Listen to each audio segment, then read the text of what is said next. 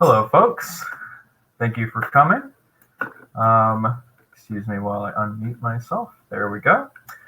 My name is Nick, and I help direct events here at the Strand. Before we launch into tonight's event with L Polk and Kate Elliott, I'd like to share a little bit of history about the Strand. The Strand was founded in 1927 by Benjamin Bass on 4th Avenue's Book Row.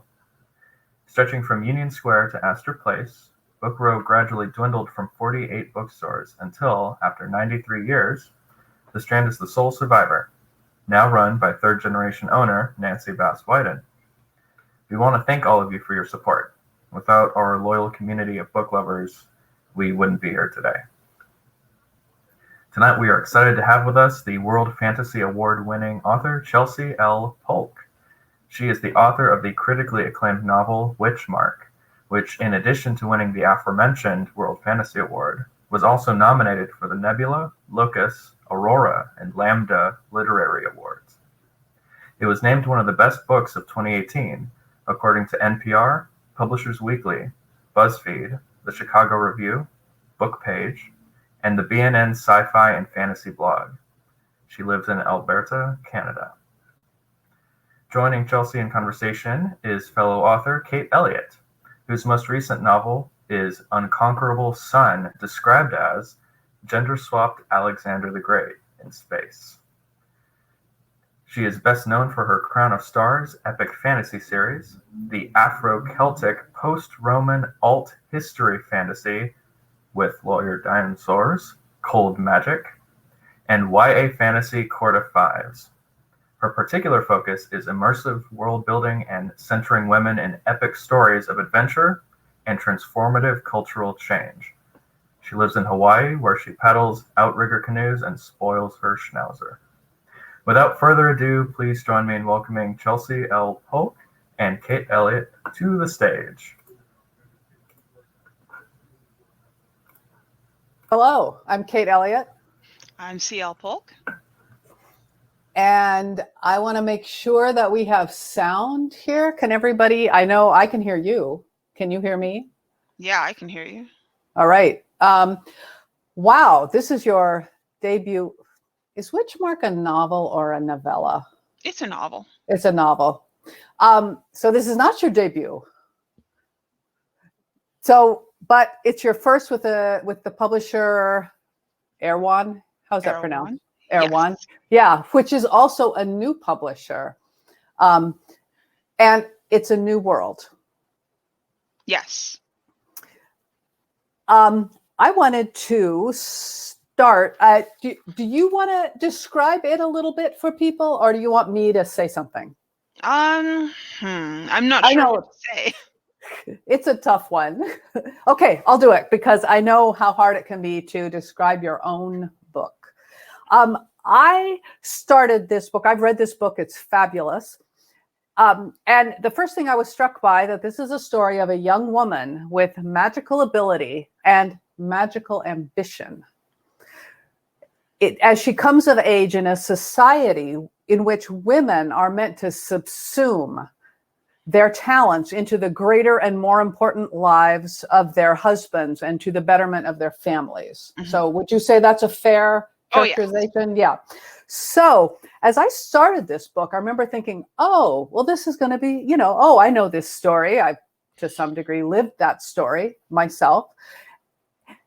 And I was so struck as I read the book, how you used the lens of science fiction and fantasy, not only to tell a story that comments on a modern issue without making it a modern story, but how cleverly you unfolded the thematic issue and its, I don't want to say resolution. I don't want to have a squeak of a spoiler in any way. How cleverly you unfolded the social and philosophical and political argument. So do you have any comments on that? Anything I've just started with? I gotta think about this for a second. I knew that I wanted to write a feminist fantasy novel, and that I wanted it to be a romance, and that I wanted to talk about that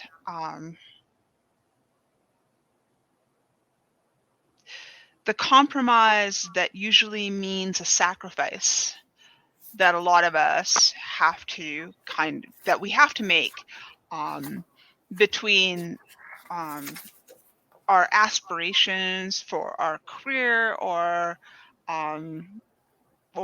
for our calling versus being the person who is going to wind up being responsible for their family.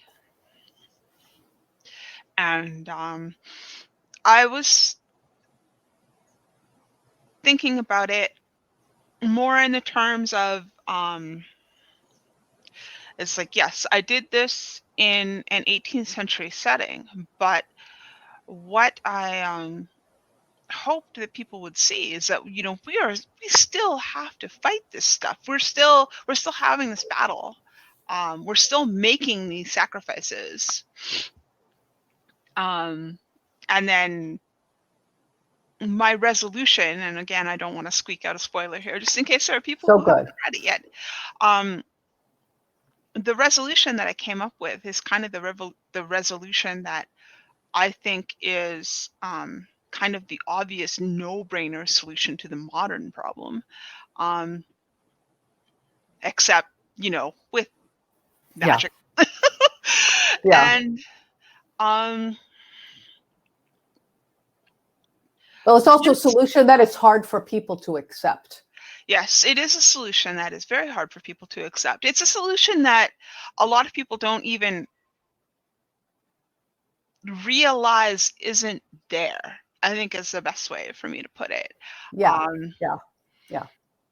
Part of what I was thinking about when I was writing the book was a couple of years ago, there was an article written about emotional labor, and in response, Metafilter had an extremely long conversation about this post and about emotional labor. It was literally thousands of posts long. I read every single one.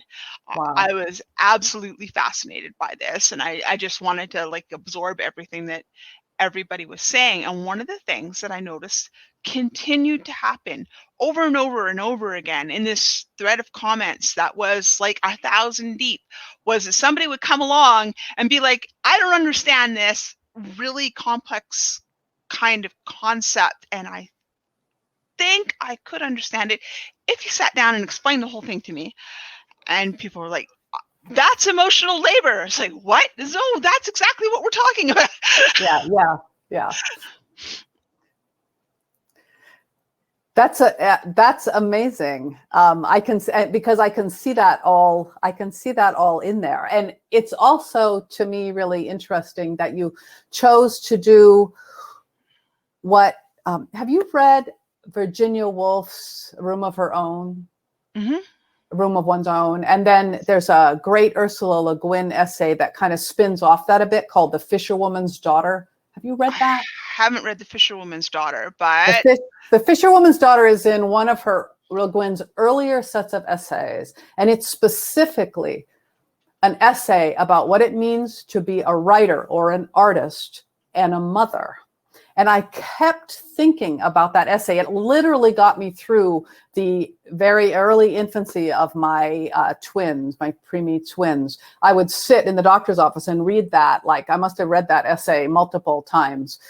And I clung to it because there was this idea for a long time that you could have books or babies, right? You could have art or raise children. And you address that directly in this story.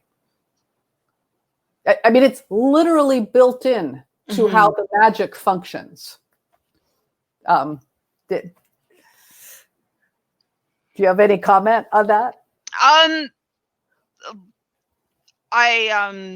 wrote an article that went to print in Scalzi's Whatever blog for The Big Idea. And one of the things that I was talking about was that this is the conflict that is baked into the not just Beatrice's situation, but in the world. Yeah.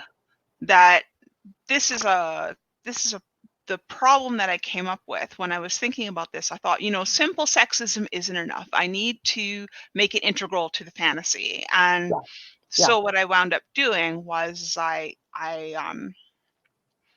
came up with a problem, and I realized that as soon as I came up with this problem, that the solution was going to be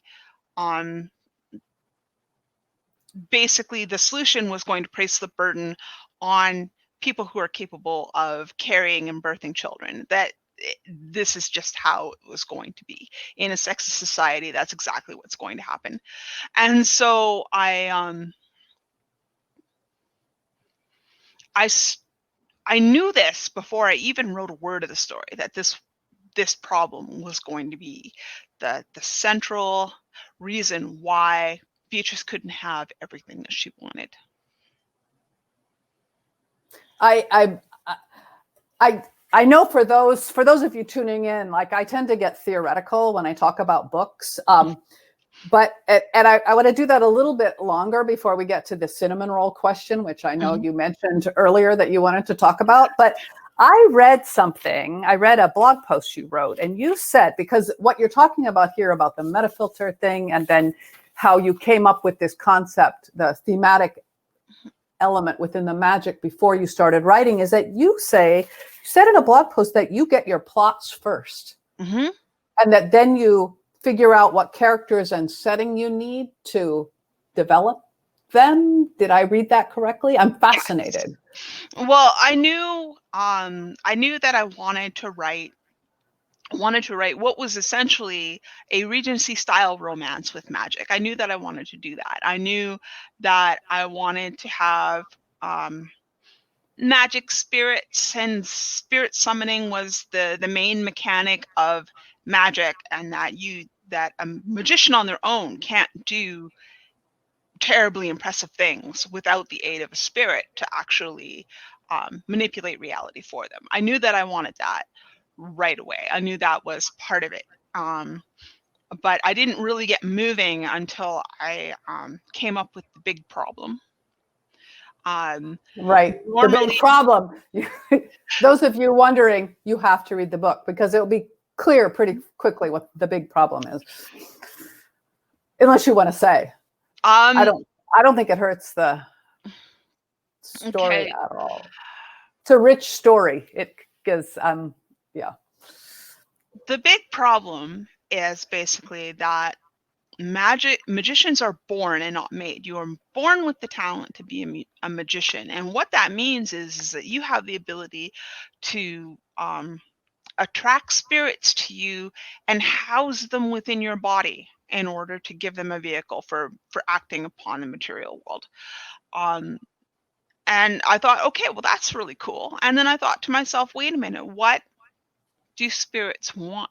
What do they bargain for? And what they bargain for is physical experiences. They want to eat things. They want to hear music. They want to dance. They want to run around and have fun. And here's the thing about spirits, is they don't have a sense of morality. It's not that they're good. It's not that they're bad. It's just that they don't know any better. And they don't learn morality. They will learn, I cannot do this because my magician will get mad at me. But they do not learn, I cannot do this because it is wrong. And it's just something that they just don't know how to do. And that what spirits want is body. They want a body. And there's a way to get one if you are a spirit and you are summoned by a woman who is pregnant. I cannot believe my phone just rang. Oh, I thought it was mine. Where's my phone? That's okay. I was just relieved it wasn't mine. I don't even know where my phone is. Now I'm worried. I was just spirit calling. Saying, I was hey, just sitting here and body?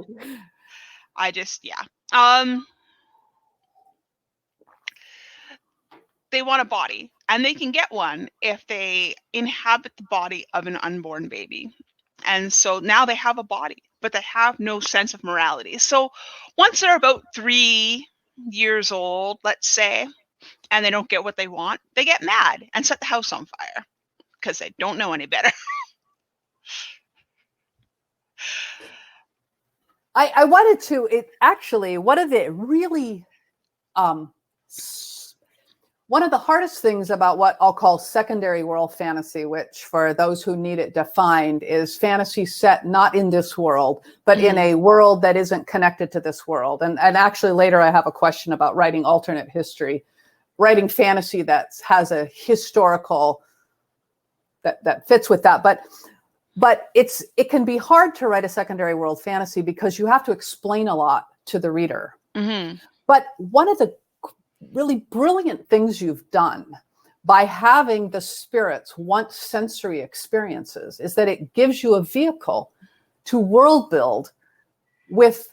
It's an excuse because it's like, well, what's this? What's that? Right? And then it has to be explained to the reader because the spirit's experiencing it for the first time. I just thought that was so, I thought it was, I don't know if you did that on purpose, if it was like an after effect of it. I thought it was brilliant. I totally meant to do that. I totally meant to do that. Exactly. Completely deliberate all along.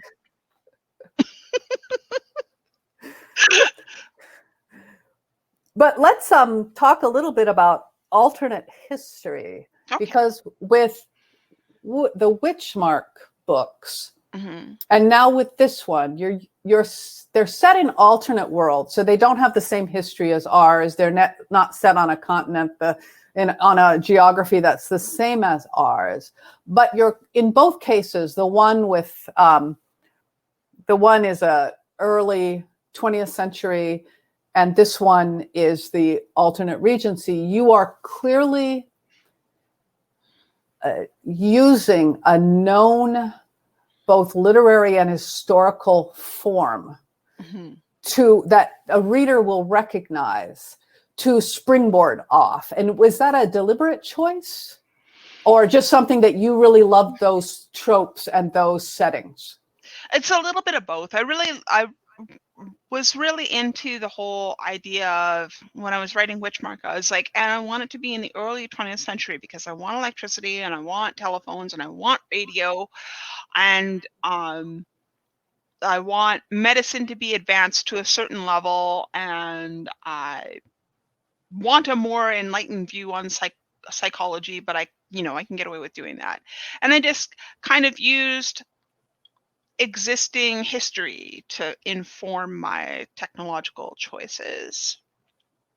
And it's kind of the same thing with the Midnight Bargain. I knew that I wanted the 18th century. I knew that I wanted the age of exploration, and I knew that I wanted the Industrial Revolution, but I knew that I didn't want violent colonialism. So I took the familiar stuff and then threw this unfamiliar thing in to make the world a little bit more distant from us. And then I went on some departures, particularly with the fashion, but that was more kind of my personal indulgence. I didn't really expect too many people to be like, wait a minute, mantuas, conical skirts, ankle length hemlines, and cartwheel hats? What are you doing? I didn't really expect anybody to be able to pick out those details and go, you're just grabbing whatever you like and smashing it together. To which I would say, yes, that is exactly what I am doing. Yes, that's exactly. This is my world.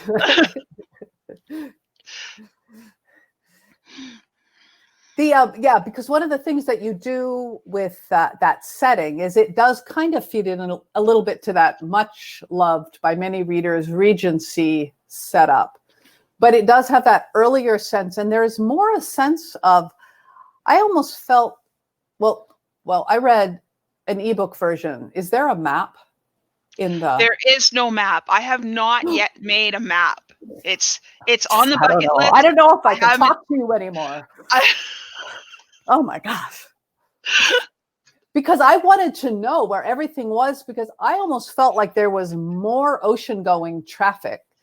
It just seemed like people were, I think maybe we don't see the late 18th century as a time of a lot of ocean going traffic, even though it is.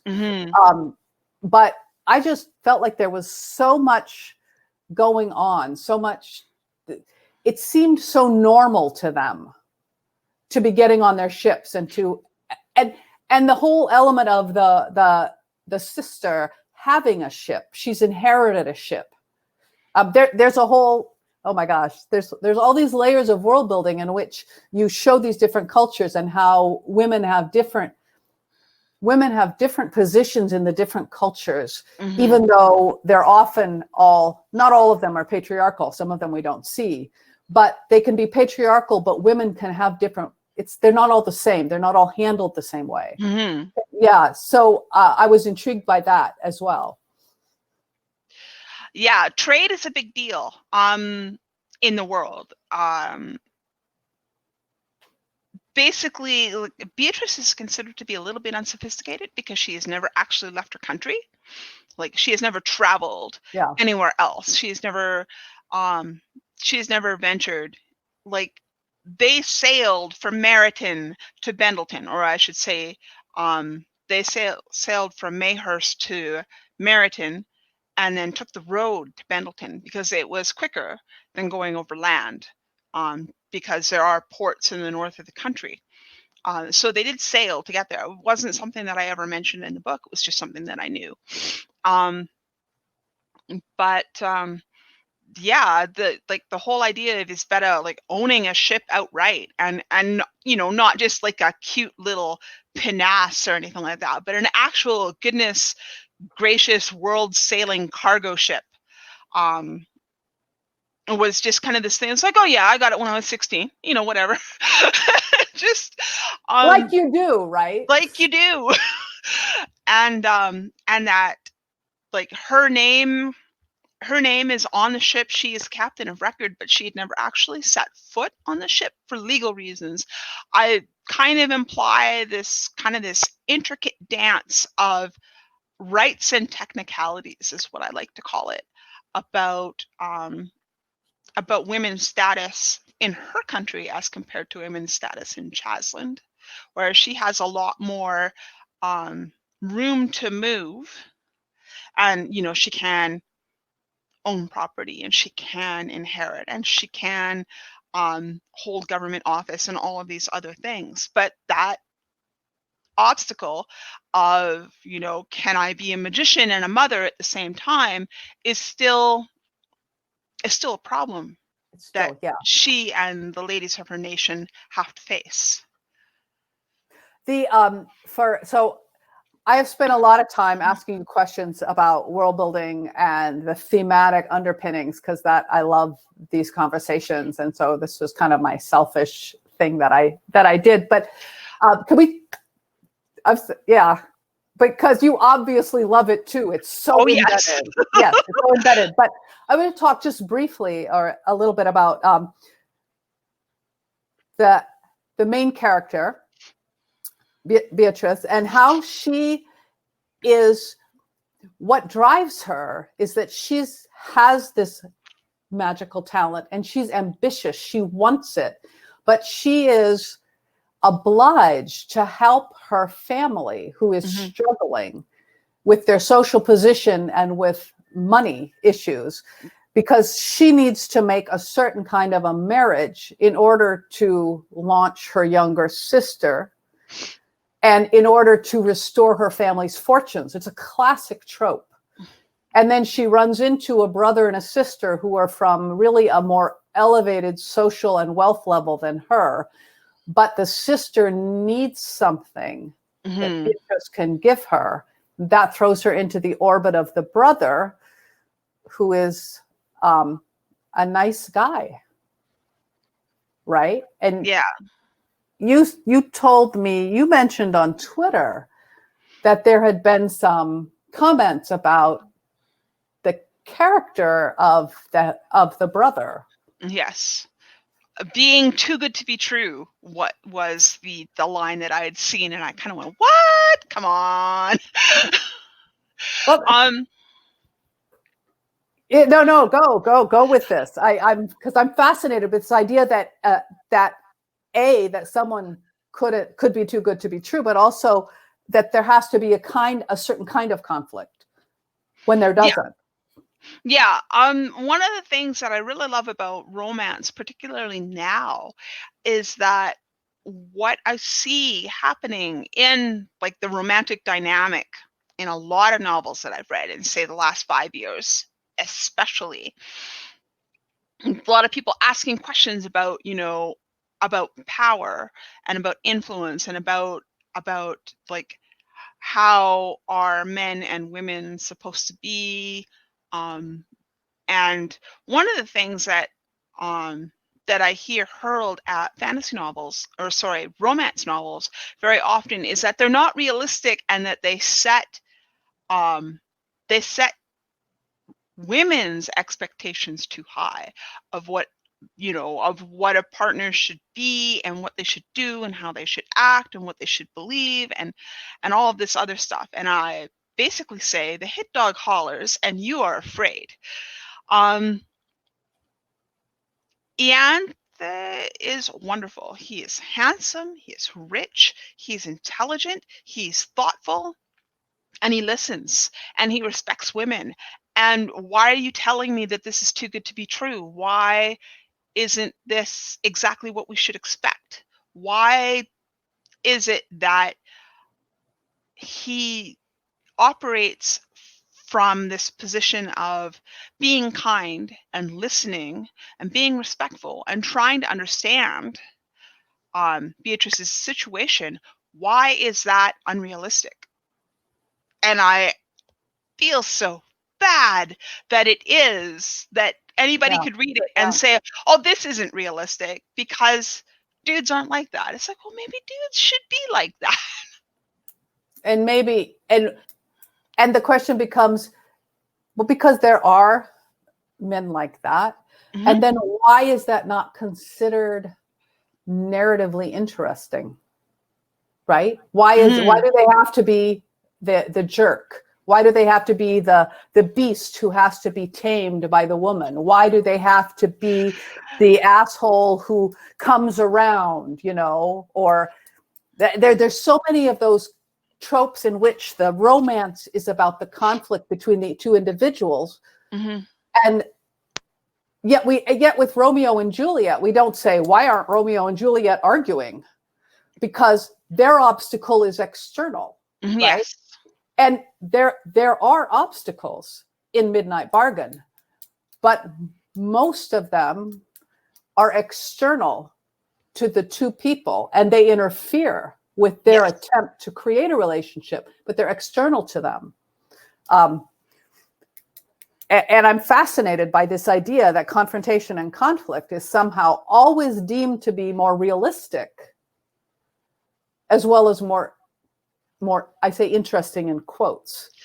The thing that kind of got me was that Beatrice has wanted to be a magician, since she was yay high.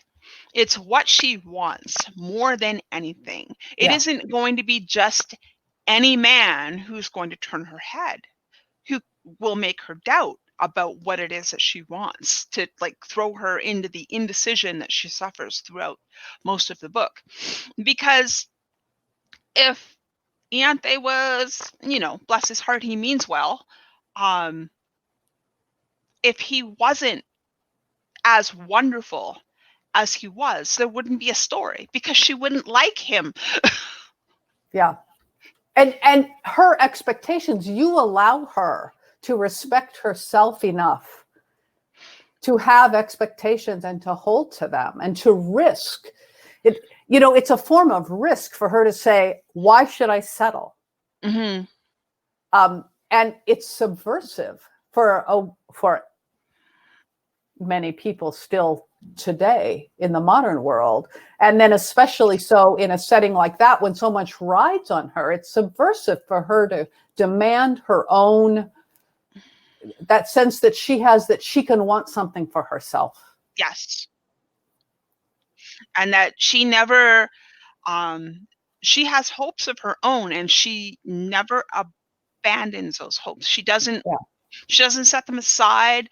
She knows that she has to solve her family's problem, and that her family and her sister are depending on her to solve their problem. And they think she's going to do it this way, and she wants to do it in another way. And she's trying to kind of wiggle her way into into getting what she wants, she never lets go of what she wants. She never makes the compromise by sacrifice that so many people make, even today, in order to like become adults, basically. And so it's really subversive for her to basically say, this is what I want, and you must have a better offer for me to reconsider. Yeah, because she's also thought through what her options are very carefully. Mm-hmm. Yeah, it's interesting how small things like, well, they're not small things. They're not battles and sword fights, but how feminist this kind of thing can be when it's about daily life, and the modes of daily life that are often dismissed in fiction. It's one of the things about Austen that made her so important, was that she wrote about the things that women had to deal with. Can I get married? Will I get married? Who will I marry to? Because who you would marry for someone like Elizabeth would dictate what her life would be like for the rest of her life. It was a big decision, not because she wanted it to be that way, but because that's how it was. And when stories, fantasy to some extent, I think, can be dismissive of those choices and that part of life. And so I love how it is centered in The Midnight Bargain. Mm-hmm. I mean, there is one, I think someone gets hit. There's a few small acts of violence, but you don't need that it's just such a good example. As a novel, it's such a good example of how much action takes place in the interactions of people and the interactions of systems. Yeah, okay. Spoilers, one punch gets thrown. That's all I'm going to say. But it was a good punch. It was very satisfying, very satisfying. Did you have anything more to say about the cinnamon roll question? I think that's basically it. I guess the other thing that I kind of want to talk about is that a lot of people have come to me and they've said, when you set up the beginning of the story with both Beatrice and Isabella wanting the book, I was expecting a novel-long rivalry. And of course, I chose not to do that. Instead, I wanted to explore a developing friendship. And that developing friendship is every bit as important as the developing romance. And this is another thing that I've seen happening in capital R romance novels, especially in recent years, is that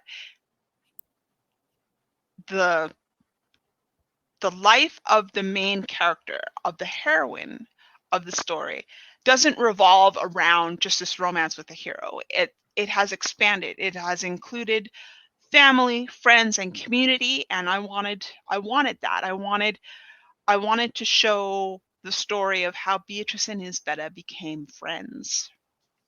And how they're both embedded in the expectations of their family, their relationships with their family, which I love as a reader.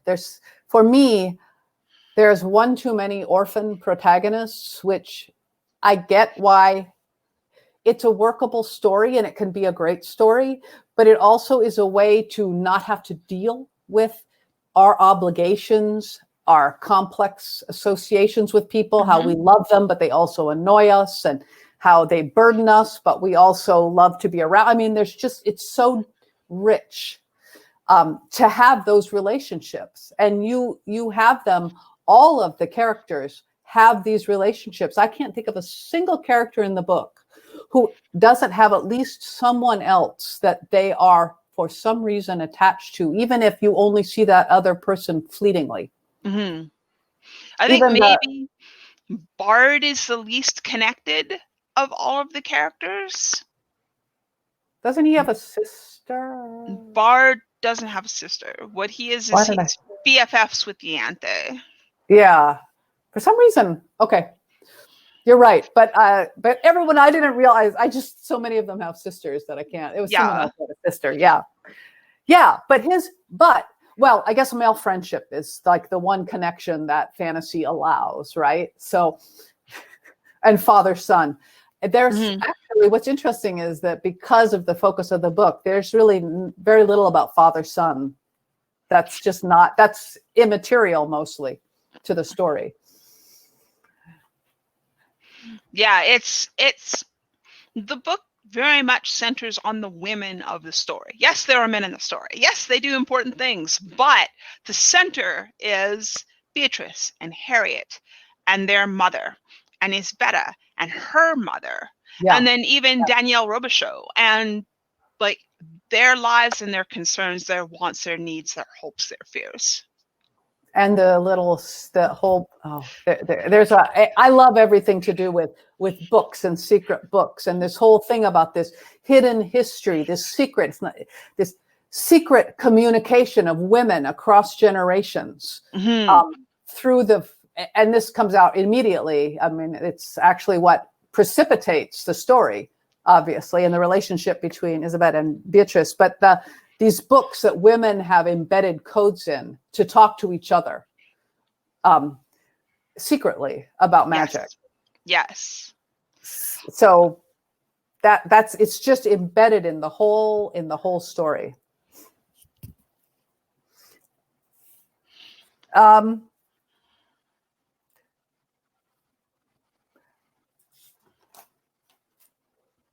I also, so in that same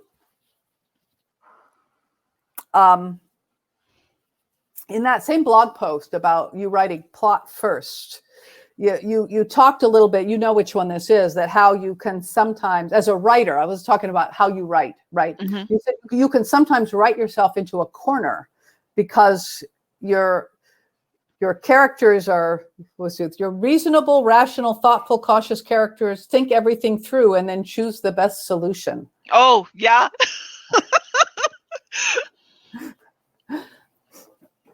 Yeah, then, I'm sorry, go ahead. Yeah, talk to me about this that. is a thing that I do because decisions are like a big, huge deal for me. Like always, they always have been. I have always agonized over A or B, unless like the difference is absolutely obvious. If the difference is like, the more superficial the differences become, the harder the decision becomes for me. So I think things through. I analyze the pros and cons, the consequences of choosing A over B, and then I will finally act after like all of this thinking and all of this reasoning. So my characters will do this. They'll be like, oh, would be impolite to do that. So I'll just set that aside and come up with a better solution. I will come up with the best idea based on all of the information that I have, and I will go ahead and do that. And every once in a while, I just want them to say, oh, to heck with it, and just, do something rash. It's an interesting statement about the way we expect story to go, that we have this expectation that there have to be mistakes, that people get thrown into ditches that they got to climb out of. And I'm not saying that's wrong. I love those stories too, but in a way, I wonder sometimes if, as writers, you were talking about some of these changes that we're seeing in romance novel and in fanfic and in portrayals that we're maybe at a time where we're starting to shift some of those expectations of what makes a story. Do you see do you think this is a paradigm or a trope shifting time? I would say, yes, things are changing. We're grabbing story influences from multiple sources. TV has undergone major changes. One of the things that was kind of showing me that my characters were very thoughtful, rational, cautious people was actually watching a TV show called The Magicians, where people do what they believe is going to be the right thing at the time. And it makes everything worse. And it's just sort of like, oh no, don't do that. Oh. And so I kind of thought, well, what about people who have the best of intentions, who are seeing through a filter that is somewhat flawed, who don't have the luxury to be able to sit back and like list all of the possibilities and come up with the probabilities or the consequences of each choice, and to just kind of think it through. What if they know what the right choice is, they immediately move to fix it? What happens then? And the answer is a heck of a lot more chaos. Yeah. I'm going to quickly break into the audience and say, if you have a question, please place it in the ask a question box, which is down at the bottom. And we're going to start that in about 4 more minutes. Is there a question I haven't raised that's something you wish? I hate this question, so I don't know why I'm asking it to you, just so you can suffer as I have suffered. Is there a question you wish people had asked you about this book that you'd like to answer? If I was going to ask, if I were to ask me a question about the Midnight Bargain, that would be like, yes, that is an excellent question. What question would I ask?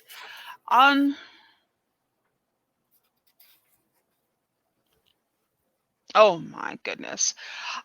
For some reason, all I can think about is Beatrice kind of anxiously thinking about loopholes in property tax. I don't know. That is so good. I love it.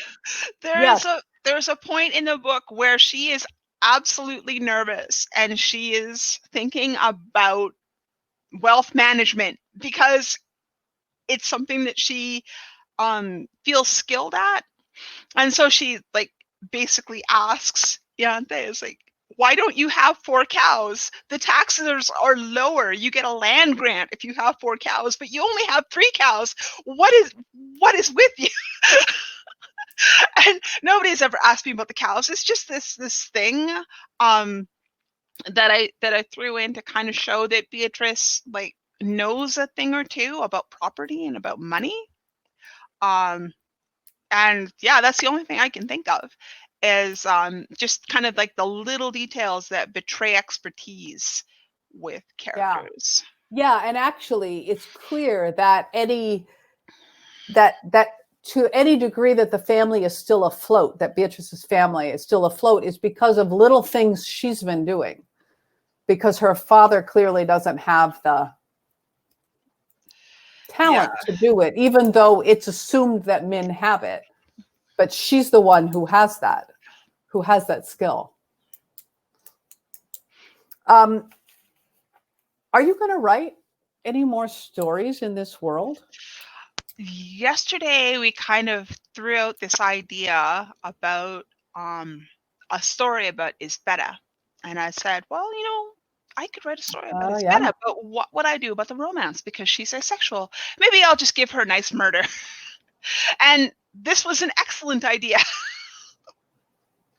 Yes, actually, I would love to see more about what she does, because so everyone just needs, people have either read it already or they're going to read it, but there's so much you do with the relationship between the women. But that Isabetta's story it isn't told from her point of view, but her story is equally important in its own way.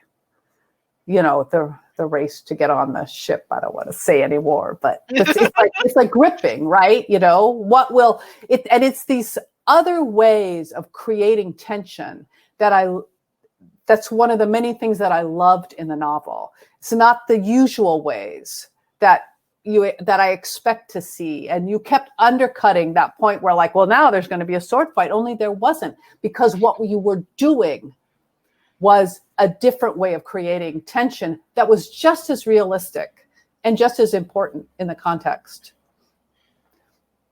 Well, are you ready for questions? All right. This one's, did mixing the Regency romance genre with the sci-fi genre open up any themes that surprised you when writing? I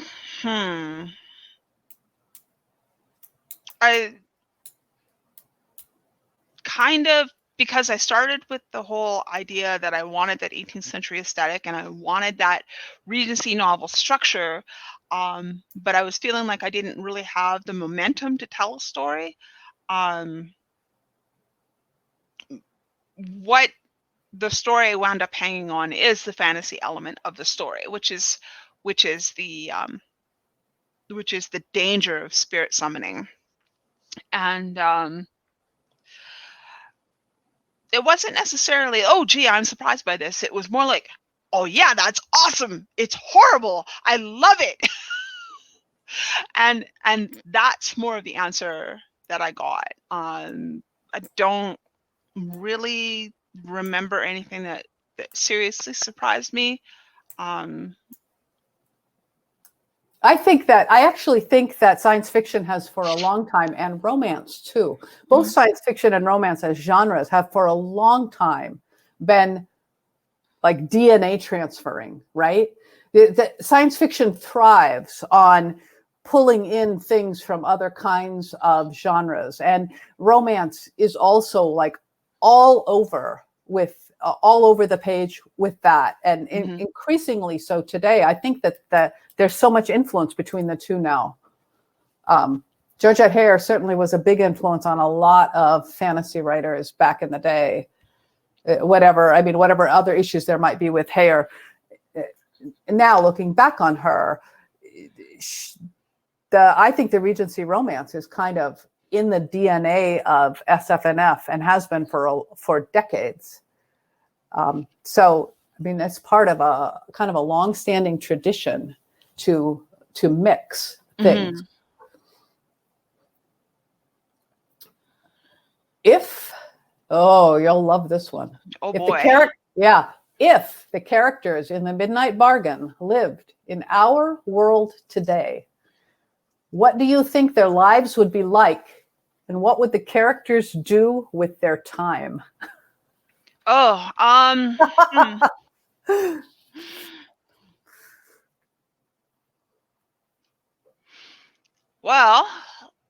mean, I should have gotten 15 minutes to think of an answer to this question. I know. It's totally unfair. I think that Beatrice's dad would be like, the basement of their house would be filled with the unsold merchandise from various multi-level marketing campaigns that he got into that he thought were going to make him money. So they're still using Amway laundry detergent because they have boxes of it, because he bought it because he was going to be the local distributor of all of these household goods, and that was going to be his thing, and that he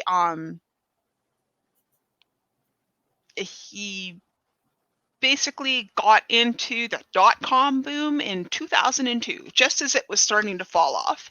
And so he got in just in time to lose money. And that's the story of his life, kind of thing. And his in-laws have bailed the family out a couple of times, but now they won't. The problem is still there. And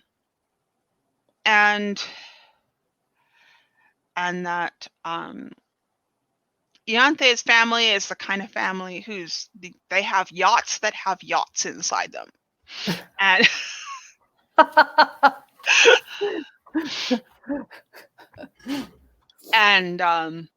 he went to he went to the right school. He knows the right people, and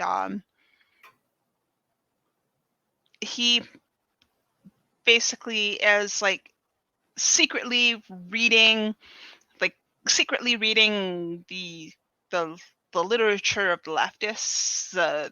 He wants to know what this socialism thing is all about. He wants to know why the labor movement of the late 19th, early 20th century like took place, the changes that they made. He wants to know what the New Deal is. He wants to understand these things because he met this great girl with no money and she basically Pride and Prejudiced him. It's like, you have all this cash, but you don't understand me, and go away. And so he's now like, I need to understand you. So he's educating himself. I love those. I love that. All right. How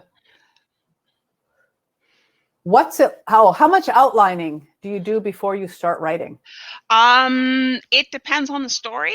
A lot of the times what I am doing is I'm kind of setting up the dynamic. I have some signposts in the plot of things that I know need to happen, and then I just kind of trust in the universe and let it go. I call that the Hawaiian Islands method. It's like you know the part of the island that's above the water, right? So you can see your points, but then when you go between those, you have to go underwater and discover as you go. Is that something like that? Yes. All right. Here's a question from Strand Bookstore. What's it like releasing a book in a pandemic? I was supposed to be in New York today and I am mad. Yeah. I am so mad. Like I hadn't actually had an opportunity to go to New York City until a couple of years ago. I went last year. I went the year before that. That's it. 2 trips, 4 days each. Wonderful. And I couldn't wait to go back. And I was like, I get a book tour. And then here I am on Zoom. Yeah. I'm not sure there's much to add to that. We're all learning. One of the things I did was that I got an Ethernet connection because I realized I was going to be doing so many online things that I didn't want to have to rely on my Wi-Fi coming in and out. So I have a cord snaking through my house up so I can plug it in when I have to do something like this. Yeah, I upgraded my internet. I got a webcam. I got a ring light. Yeah. And I got the screen in the back, so like basically you can't see my kitchen, and you are lucky. And so like I wound up getting all of these things because I knew I was going to be working from home, and that I was like any science fiction panels that I was going to be on were going to be like on video and all of that. And it's okay, but I'd much rather be in New York. Yeah. Wouldn't we all like that? Well, except for those of you who are in New York, but wouldn't we all like that trip to New York someday? Hopefully someday soon, or going to conventions. Conventions. I went to a ton of conventions last year. I went to the Nebulas in Los Angeles. Had a great time. Like if you're an aspiring science fiction and fantasy writer and you want to go to a professional conference because the writing 101 panels at your local regional con are just a little bit too 101 for you, the Nebulas, also an excellent socializing environment. Very good. I appreciated it a great deal. And then my favorite best kept secret con, 4th Street Fantasy in Minnesota. I go every year, and it's a very small convention, and it is basically a weekend-long conversation about science fiction and fantasy. It's not how to present your manuscript to an agent or blah blah blah blah. We just talk about books and we geek out all weekend, and I love it. That's great. There's one more question that just popped in. We have 5 more minutes. And this is another craft question. Okay. You said that you come up with plot first. At what point do you begin coming up with the characters? And how do you decide when you've found the right ones to match the plot? Basically what I'm doing is I need to boil down what the plot, like the story, is about thematically. And usually I do that by asking a question. The question for the Midnight Bargain was, is there anything worth sacrificing for for security? Alternatively, you can turn that on your head and say, what price will you pay to get what you want? And so once I knew that, I was just sort of like, I need a character who's in this situation so that I can explore the theme. And they're in this situation because they have traits and tendencies and beliefs that put them in a position that they need to be tested and tried and questioned in tune with the theme. And so I try to make it kind of this interlocking thing where I have my plot, my theme, and my characterization are all connected to each other, ideally. And if I feel like there's not, like, if they're not congruent, if they're not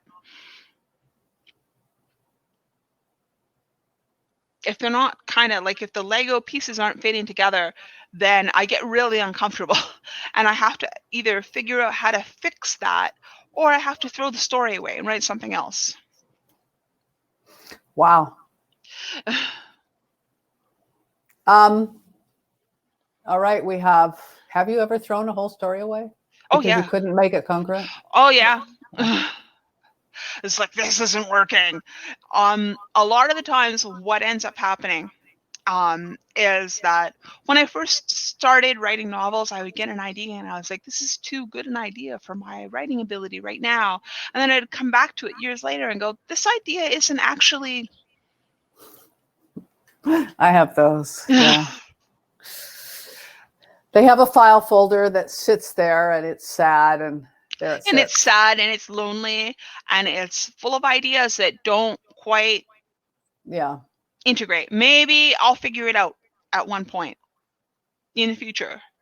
But yeah, if I don't have that smoothly interlocking set of components, then I can't... The story structure kind of falls apart for me. So The Midnight Bargain is out now. Yes. And the 3rd book in the Kingston Cycle series, the one that begins with your World Fantasy Award winning Witchmark, comes out when? March. And that is called Soulstar. Soulstar. Okay. Soulstar. Another fantasy novel set in an alternate fantasy era. Wonderful books. Is there anything else that you would like to add as we come to the end of the hour? And if you haven't gotten your copy yet of Midnight Bargain, get it. Oh, I know what I wanted to say. I didn't bring it up here because Sarah sent me a copy. It's a beautiful physical book.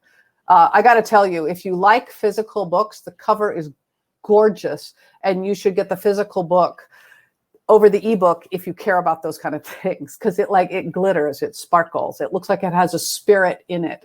Ooh, that is an amazing description of the book cover.